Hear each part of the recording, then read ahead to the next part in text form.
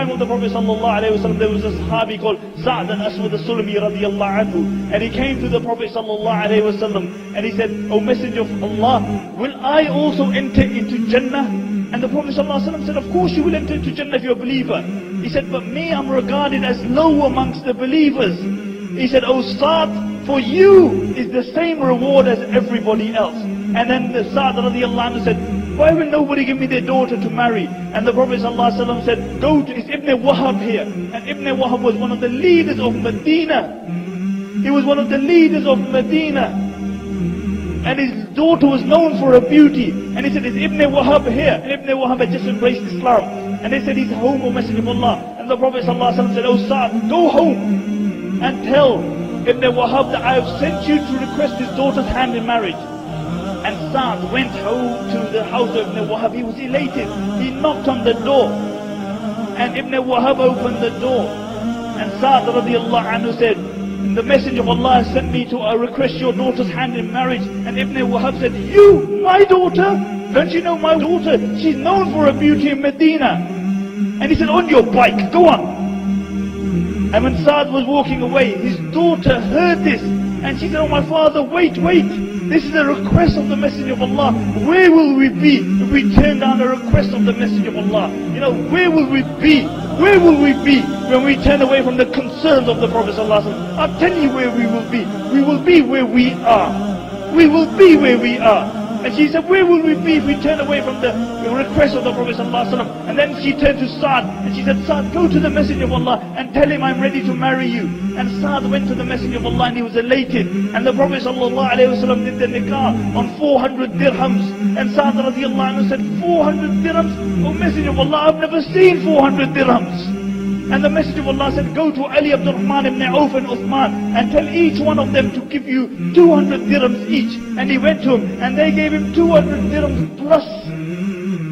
And he's going to his wife and he thought, "Let me go to the marketplace and buy some presents for my wife, for my new beautiful wife."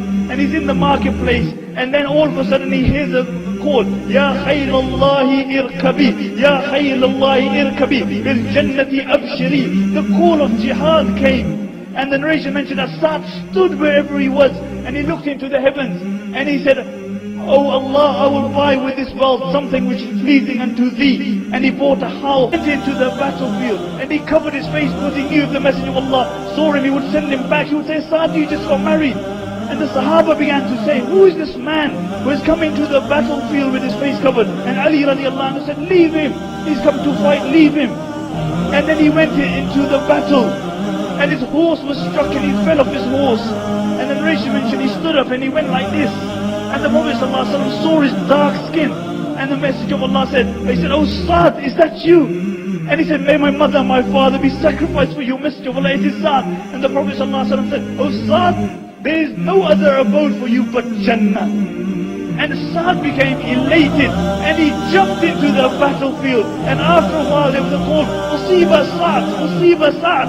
Sa'd has been martyred. And the narrations mentioned that the Prophet ﷺ ran into the battlefield. He ran into the battlefield and he took the head of Sa'd and he placed it on his blessed thigh. And the tears of the Prophet ﷺ were flowing and they were falling on the face of Sa'd. And the Prophet ﷺ was crying profusely. And after a while, the Prophet ﷺ began to smile. And then he turned away. And there was a Sahabi called Abu Lubab ibn Munzir. And he said, "Oh Messenger of Allah, I seen you do something today I've never seen you do before." And the Messenger of Allah said, "What's that?" He said, "First you cried, then you smiled, then you turned away." And the Messenger of Allah sallallahu alaihi wasallam said, "I cried because my beloved companion passed away. And I saw his sacrifice and his love for me. But then when I saw his status by Allah, that he had reached the hole." And Abu Lubaba said, "What is the hole?" And he said, "It is a well, a fountain, from which if a person drinks from, he will never be thirsty after the day. It is sweeter than honey and whiter than milk." And when I saw his status by Allah, I began to smile. And then I saw his wives in Jannah. They were running towards him with so much eagerness that the shins were being exposed, and I looked the other way.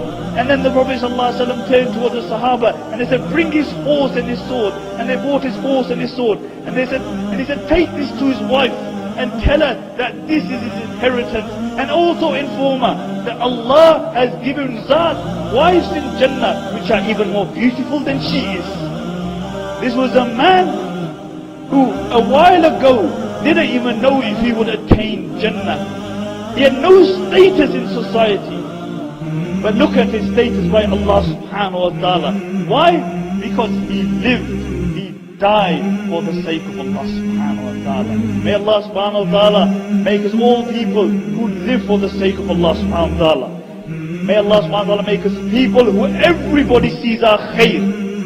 May Allah subhanahu wa ta'ala keep us united in this dunya.